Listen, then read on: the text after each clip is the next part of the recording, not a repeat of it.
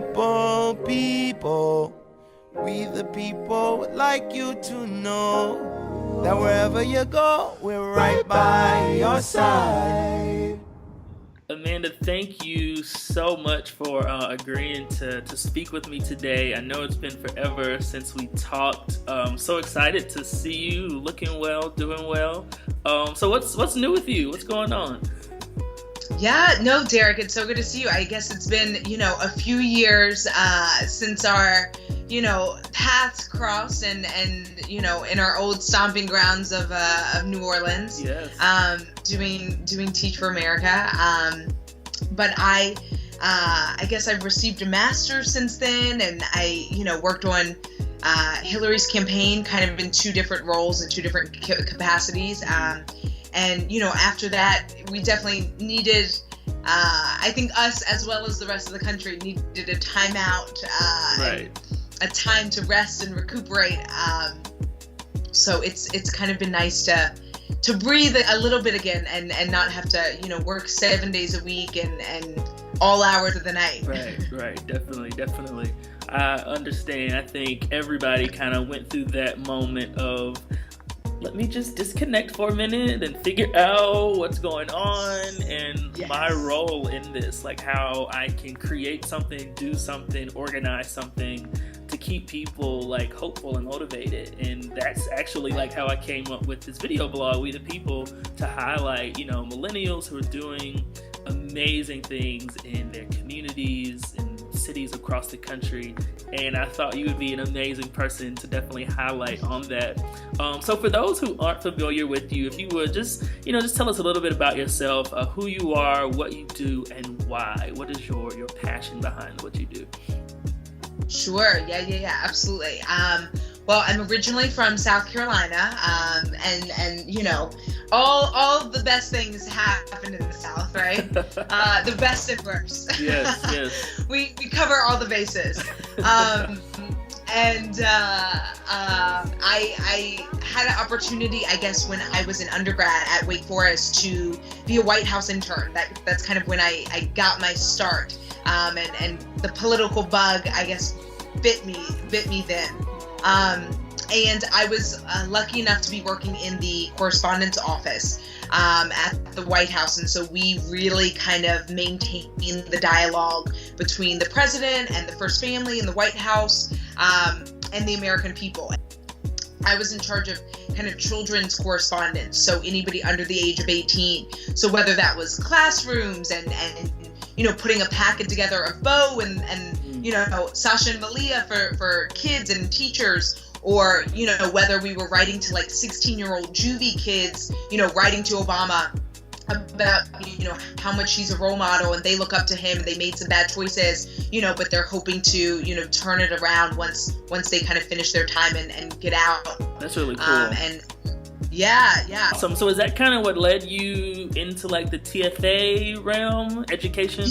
Yeah, okay, yeah, absolutely. Okay. I think Teach for America really, they really heavily recruited on Wake's campus, and I knew a couple of older friends that had gone through the Corps and been in the classroom. And I really think, Derek, we really forget, I think, that politics at the end of the day it started as being a public servant and really giving back to the community. And I think we forget that, I totally agree. And I think for me too, I always knew that, I wanted to help people. I wanted to do that through the way of creating and changing policies. I just didn't know necessarily how that looked. So I kind of got into education to be able to kind of see like that starting level for everybody. Everybody goes to school. Everybody has an educational experience, whether it's good, whether it's bad. But how do we set people up to be productive and successful citizens? And that's kind of what I've gained from being in education, specifically through TFA. So you finished with TFA, and then you began working with our beloved Hillary Clinton. So tell me how you got connected. What did you do? How was the experience? And I mean, What happened? Where do we go? What's going on? I know, Derek. It's I originally, actually, so when I was finishing up teaching, she had just announced, so that April, she had announced her candidacy and her run for president.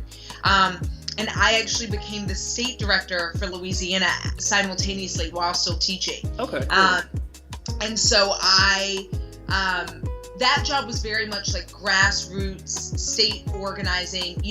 They really wanted to encourage like a high ramp up period, getting volunteers out, getting people signed up. They wanted a high presence on social media using hashtags and, really having events across the state. So, Monday through Friday I was teaching.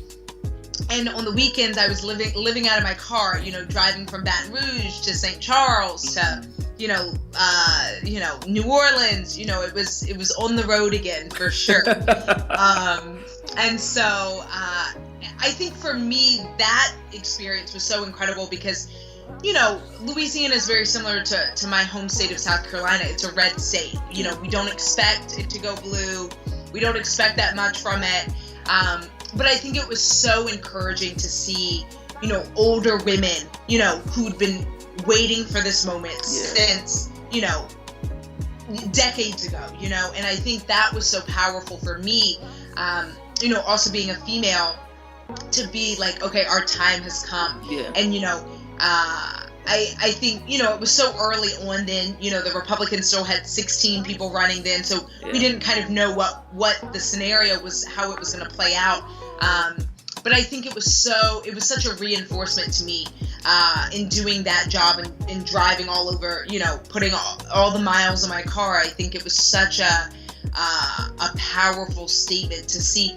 But I after that kind of ramp up period and meeting with press and talking to local elected officials in Louisiana, I went to Syracuse and got a master's from Newhouse in communication and media studies, and then hopped back on the campaign in Brooklyn in headquarters. I am certain that, individuals like you and I and other millennials out there whose voices are being heard and who are getting out there and organizing and planning and putting things in place. I feel like this, I hate to say it, and I had an interview, one of my first interviews, the guy said that, maybe this Trump presidency will allow for people to wake up, Yeah. It's Absolutely. No longer business as usual. Absolutely. And individuals who didn't necessarily speak up or got comfortable, now they are up, and it's time to get busy, and it's time to make sure that people of color, LGBT people, immigrants, women, absolutely. People with health disabilities. Like you said, the list goes on and on. Everyone across the board. We got to get together and realize that we have to work together to ensure that we are able to have life, liberty, and happiness here in this country. Absolutely. No, Derek, I don't think you could, put it in a better way. I think after the election, there were kind of two sides of people. I think one group of people were like, okay, women's march, climate march, I'm going to everything, and we're really like, I can't believe this happened, resist, let's keep fighting, let's go. And I think the other half were like, wow, I can't believe this happened. The voters really showed out, and, we got this, we deserve this, and they kind of have been cutting themselves off from the news. They don't really, see what's happening on Twitter. They're kind of in their own bubble, just hoping that, these years will fly by. So what advice would you give to someone who's trying to organize and create something to make change in their community? Yeah, Derek, no, I think literally it's what you just said. I think everything starts local. I think our national campaigns, we go to battleground states, we go to individual communities, we set up offices in Chesapeake and in, Greenville, and, we're coming to those areas because those are where voters live. Those are where your issues are actually, being heard, and that's your church that's being affected. That's your school. Right. That's your, it's not the national scope of like, sure, how is the president going to affect my local community? they might not actually, but the mayor will, Yeah. the city council member will, Yeah. your senator will. Yeah. You know, and so I think that that's what we really, people like to turn out for a big national presidential election every 4 years, but it's really those in-between years, midterm elections, local elections, you know, that really turnout is nothing in comparison. Yeah. And it's really upsetting because that's your actual community. That's someone who lives down the street from you who's running. Yeah. And it's like, you can go knock on their door. Exactly. Like, I know where they live. Exactly. And so I think that's the disheartening part, because I think you're right. I think this Trump winning was a great wake-up call. I think it also was a great wake-up call for millennials and young people to like get involved, run for something. Because I think, yes, we can talk about immigration and ISIS and healthcare and all of these huge issues, but I mean, one person has the power to do phenomenal change. Yeah. And I think that we've kind of lost that. I think in a world with technology and Twitter and Facebook, and you can be so global at the same time, which is great sitting behind a computer. But I think really walking out your front door, shaking hands, going to the grocery store, going to the farmer's market, you know, talking to local farmers and you know, seeing migrant workers, and you know, I think those are the real issues of change. And I think that's the crucial part of like how we're going to get through these next 4 years, these 8 years, you know, the next 20 years. Right. I think that it's really local. I think, Derek, people really need to, you know, stay engaged. And, you know, I think that, like, you know, you have those people, that group A that's marching and protesting and resisting, and then you have the other ones that are so disengaged and checked out and are like, politics is a mess right now. Yeah. I'm just going to stay in my own corner. But I think those are the people that you really have to capitalize on and really have to get them out, because, you know, it's affecting them as well, you know. And I think that's the key, is you got to get people engaged, and I think that having young millennials or young people that maybe aren't political people to run for office brings those people back into the because it's almost having to re-inspire them. Like, you know, we literally are in a depression right now. Exactly. And having to re-inspire them, re-motivate them to understand that this is how your vote will change things. Like, you think this is a big deal? You sitting at home is a bigger deal. Well, thank you so much, Amanda. Like, this conversation was awesome. I'm definitely we got to figure out some type of way for our schedules to meet up where we can absolutely finish the conversation and just catch up like old times. Cool, well, thank you, Derek, so much. I'm so impressed with the site and, you know, all the work you're doing, and I can't wait to see, you know, what big things are coming next. I appreciate it. Thank you so much.